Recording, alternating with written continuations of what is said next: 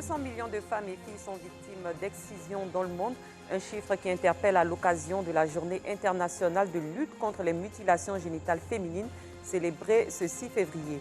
À suivre également dans cette édition les dossiers de la 2 consacrés ce soir à la lutte contre le terrorisme, notamment dans les localités de Kafolo et Togo. Et puis le Sénégal dispute ce soir la 3e finale de CAN de son histoire ce dimanche 6 février face à l'Égypte. Bonsoir, merci de suivre le 19h. Ce 6 février marque la journée internationale de tolérance zéro contre les mutilations génitales féminines. Cette pratique recouvre l'ensemble des interventions qui consistent à altérer ou à léser les organes génitaux de la femme pour des raisons non médicales. Les filles qui subissent ces mutilations génitales féminines font face à des complications à court terme telles que des douleurs intenses, des saignements excessifs, des infections et des difficultés à uriner ainsi qu'à des conséquences à plus long terme pour leur santé sexuelle et reproductive et leur santé mentale. Plus de 200 millions de filles et femmes et de jeunes filles ont subi des mutilations génitales et au moins 4 millions de jeunes filles sont exposées à cette pratique chaque année selon l'UNFPA, Fonds des Nations Unies pour la population. Ici en Côte d'Ivoire, l'enquête démographique de santé de 2011 à 2012 a indiqué une prévalence nationale autour de 38% avec une forte tendance dans certaines régions du pays. Il s'agit des régions nord et nord-ouest avec un taux de 70%, de 57% à l'ouest, 50% au nord, au centre-nord, 21% au nord-est, 20% au centre-est et 13% au centre. Des membres du gang qui a perpétré le braquage sur l'axe Biancouma ayant causé la mort de l'opérateur économique libanais opérant dans la filière café-cacao ont été épinglés. C'est une action d'éléments de la police criminelle de Mans en fin de cette semaine. Parmi ces personnes arrêtées figure un agent des eaux et forêts. La correspondance de Gervais Kwasi du bureau régional de RTI Mans.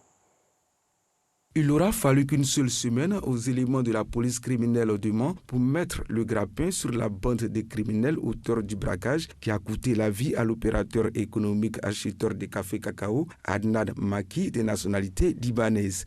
En attendant de retrouver tous les individus de la pègre, 5 d'entre eux, dont un agent des eaux et forêts, ont été épinglés. Ils ne se sont pas fait prier pour passer à table. C'est le travail qu'on a fait là, c'est que là, braquage. Les deux là, on les trouve avec les armes. C'est dans un sac de riz. Ça, moi, je l'ai trouvé avec. Quand il a sauté avec les armes là, en même temps, ils ont commencé au travail là.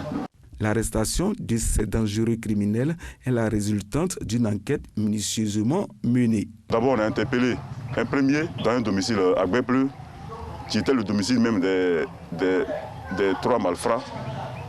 On a trouvé un jeune homme là-bas, qui est même leur complice, parce qu'il a un maquis, il détenait un maquis où ces derniers venaient faire toutes leurs transactions et leurs réunions. Et donc ils sont tous ensemble, on l'a pris, et par lui, on a pu mettre la main sur l'agent des eaux et forêts, qui s'appelle Kwadio Kwame Eli, alias Oumar. Bon, tantôt il se fait appeler Kamagaté Oumar, il se fait parler, bon voilà. Donc c'est comme ça qu'on a mis la main sur cet agent des eaux et forêts. C'est avec ce dernier on l'a interrogé. Suite à notre interrogatoire, nous sommes arrivés chez lui aux environs de 1h du matin où nous avons trouvé les 2 autres malfrats qui dormaient tranquillement. Et c'est là que nous avons aussi pris les armes des malfrats et autres. La police nationale dispose d'atouts nécessaires pour élucider les crimes de tout genre. Servir est notre vocation. Et corps et âme, nous sommes engagés à pacifier nos régions, nos villes, nos contrées. La police a les moyens aujourd'hui, où que ce soit, d'élucider toute enquête. Les enquêtes sont toujours en cours pour démanteler tout le réseau des braqueurs et mettre la main sur les fugitifs où qu'ils se trouvent, même en dehors du territoire national. Ailleurs, la question sensible du statut d'observateur pour Israël au sein de l'Union africaine n'a pas été tranchée ce dimanche 6 février. Un débat était prévu au 2e jour du 35e sommet de l'organisation qui se déroule depuis samedi à Addis Abeba en Éthiopie. Mais finalement, il n'a pas eu lieu. À la place, il a été décidé de créer un comité chargé d'étudier la question. Le Maroc est sous le choc ce dimanche au lendemain de la découverte du corps sans vie du petit Ryan tombé accidentellement dans un puits en début de semaine et retrouvé mort malgré 5 jours d'efforts acharnés des sauveteurs suivis dans le monde entier. Il a fallu 5 jours aux secouristes pour parvenir jusqu'à l'enfant âgé de 5 ans. Ryan était tombé accidentellement mardi dans le puits asséché de 32 mètres, étroit et difficile d'accès, creusé près de la résidence familiale dans le village d'Irran, dans la province de Chefchaouen, dans le nord du Maroc. À présent, les dossiers de la 2.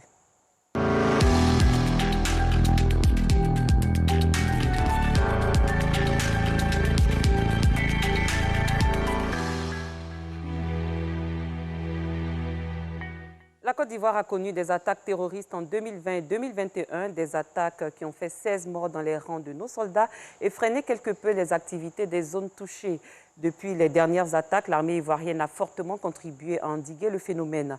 Une opération militaire, mais surtout une collaboration avec les populations. Notre équipe de reportage s'est rendue à Kafolo et Toubo pour faire l'état des lieux de cette collaboration entre l'armée et les populations, mais aussi les conséquences du terrorisme sur le mode de vie des populations.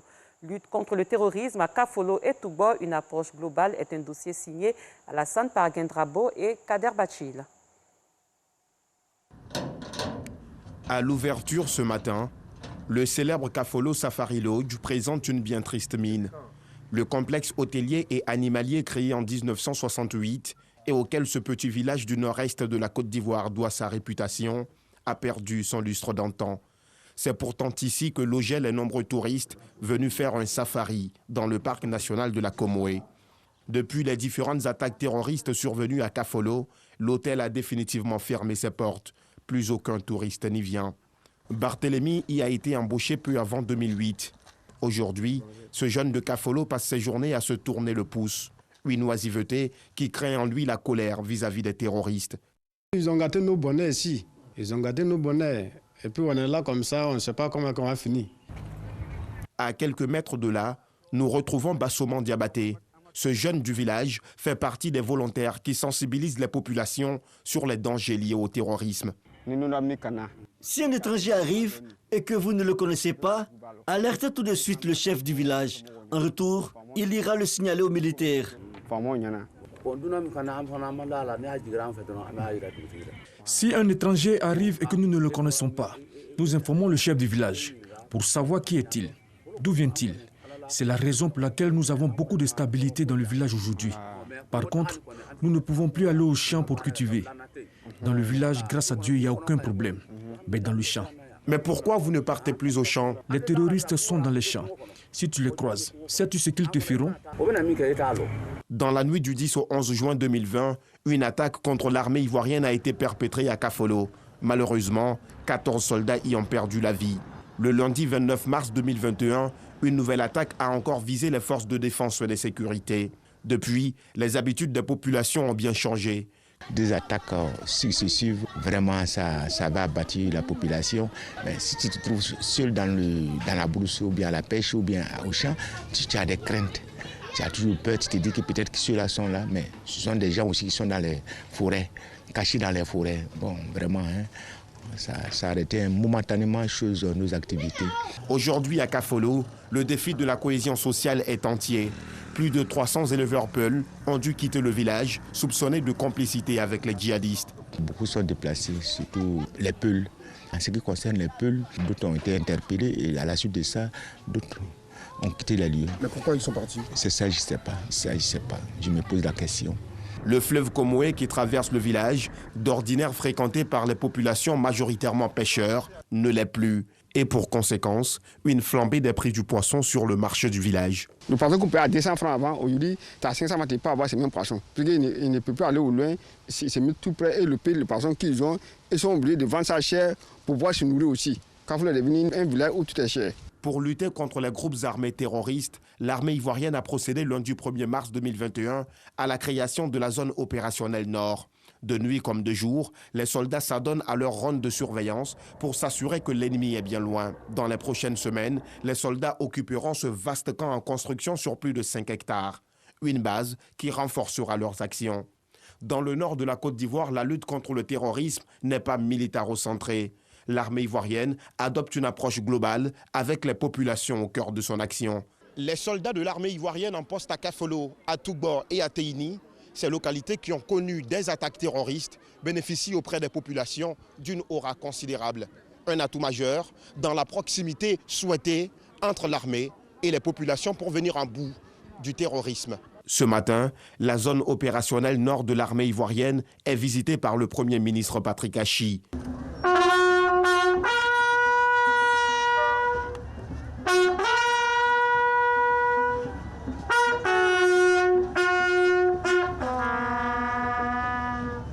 Une minute de silence en la mémoire des 16 soldats ivoiriens tombés dans la lutte contre le terrorisme avant de s'enquérir de l'avancée de la lutte. Les actions menées profitent beaucoup plus à la population qui est au centre même de la lutte contre le terrorisme. Et ces actions-là, elles sont de plusieurs ordres. Il s'agit notamment d'actions de développement axées autour de la construction et de la remise en état d'infrastructure de base dans plusieurs domaines. Pour lutter contre le terrorisme dans le nord, à la lisière de la frontière avec le Burkina Faso, l'État ivoirien et ses partenaires viennent d'inaugurer cette antenne téléphonique. Une antenne qui va améliorer le réseau, faciliter la communication et la collaboration entre les soldats, mais aussi entre l'armée et les populations. À l'instar de Kafolo, le village de Toubor a lui aussi été victime d'une attaque terroriste dans la nuit du lundi 7 juin 2021. À la sous-préfecture de Toubor, les conséquences du terrorisme au Burkina Faso voisin se font ressentir. Le village enregistre aujourd'hui plus de 6 000 réfugiés, tous ayant fui le terrorisme. Seulement pour cette journée du lundi 24 janvier, la sous-préfecture de Toubor a enregistré une trentaine de réfugiés, ce qui en rajoute à la longue liste des quelques 6 000 personnes qui fuient le terrorisme grandissant dans la région des Cascades, au Burkina Faso voisin, ici à l'extrême nord de Toubor. À peine arrivées, ces populations sont automatiquement enregistrées par les équipes de la sous-préfecture, un acte qui permet de les suivre durant tout leur séjour, ici, dans la localité. C'est à cause des djihadistes que nous avons fui. Nous sommes en Côte d'Ivoire pour chercher un refuge.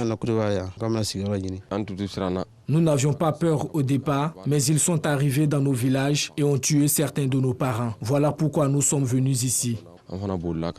Des réfugiés accueillis par les populations de Toubor selon un mode opératoire mis en place par la sous-préfecture pour éviter que de potentiels terroristes ne s'y infiltrent. Je m'occupe d'enregistrer les réfugiés en leur établissant des cartes d'identification. Quand ils viennent, puisqu'ils sont intégrés dans les familles, donc on demande aux différents tuteurs de les faire venir à la sous-préfecture et nous, on recense les familles. La situation sécuritaire à Toubor va de mieux en mieux.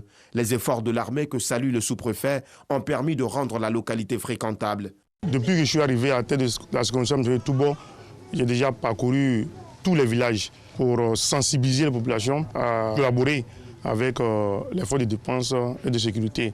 Et ce qui se passe à Toubor, je crois que la collaboration est bonne. Il y a même des activités que les militaires mènent avec les populations.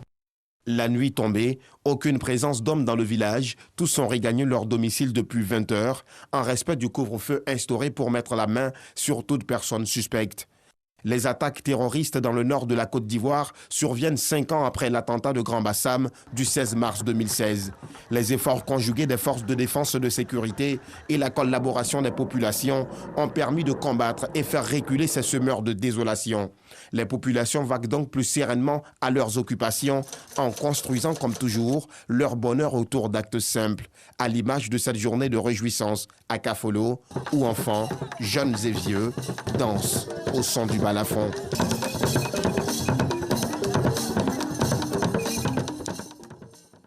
C'est l'heure d'avoir des échos de la CAN 2021.